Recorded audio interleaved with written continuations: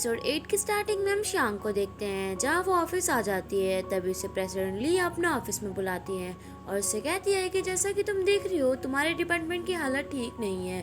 तुम्हारे डिपार्टमेंट में आधे से ज़्यादा लोग लेजी हैं, काम कोई करता नहीं और अटेंडेंस सबकी कम है।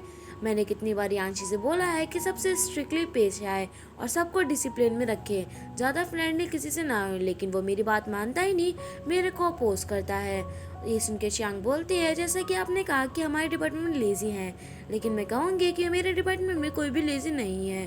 कि प्रेसिडेंटली बोलती है अगर तुम लोग उनके साथ मजाक और हंसते रहोगे तो मुझे नहीं लगता कि वो तुम्हारे ऑर्डर फॉलो करेंगे। उनसे थोड़ा स्ट्रिक्टली पेश आओ क्योंकि तुम एक लीडर हो। ये सुन के शांग बोलती है ठीक है जैसा आप कहें।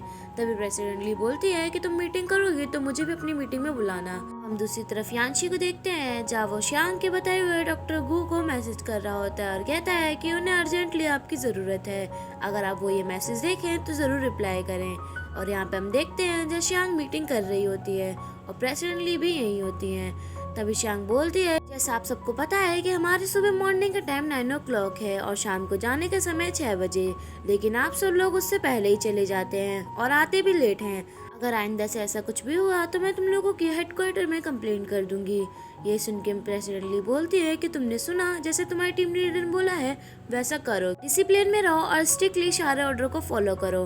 तभी शांग बोलती है प्रेसिडेंटली मुझे लगता है कि आपको जाना चाहिए क्योंकि मुझे इनसे कुछ पर्सनल बात करनी है। सुन के प्रेसिडेंटली वहाँ से चली जाती है। तभी शांग सबसे बोलती है कि मैं तुम लोगों को बताना चाहती हूँ कि तुम लोगों की सैलरी बहुत कम है। अब से तुम्हारी सैलरी उसी चीज़ पे बेस्ड होगी तुम्हारे पास कितने प्रोजेक्ट आ रहे हैं और तुम उस प्रोजेक्ट में कितना परफॉर्मेंस कर रहे हो। तुम्हें ज़्यादा ओवर टाइम भी नहीं करना पड़ेगा और तुम्हारे परफॉर्मेंस के बेस पे ही तुम्हारी सैलरी होगी। ये सुन के गावलिंग और बाकी सब लोग खुश हो जाते हैं।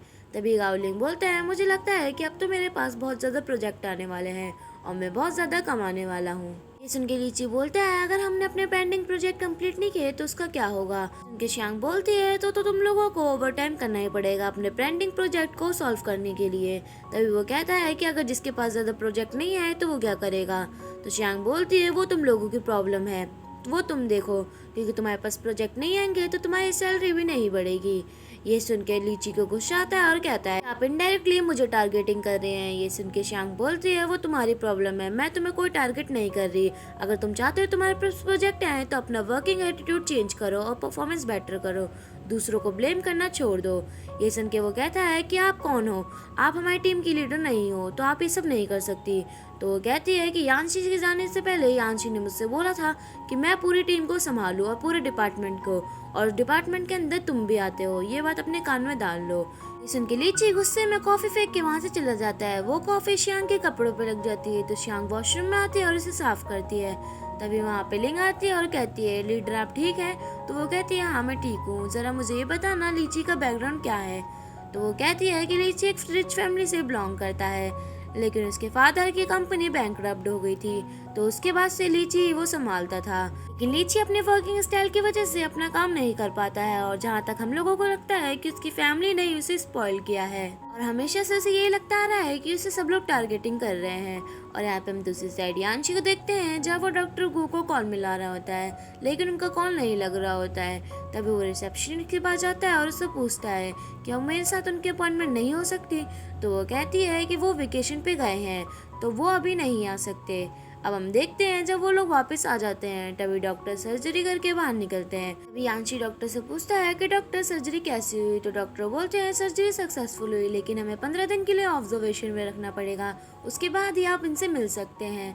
उनकी यांशी बोलते हैं थैंक यू डॉक्टर वान। तभी वो कहते हैं कि और वेलकम, लेकिन मैं डॉक्टर वान नहीं मैं डॉक्टर गू हूँ। ये सुन के यांशी शॉक्ड होता है और कहता है कि मुझे लगा था कि आप नहीं आएंगे क्योंकि आप वेकेशन के लिए गए हैं।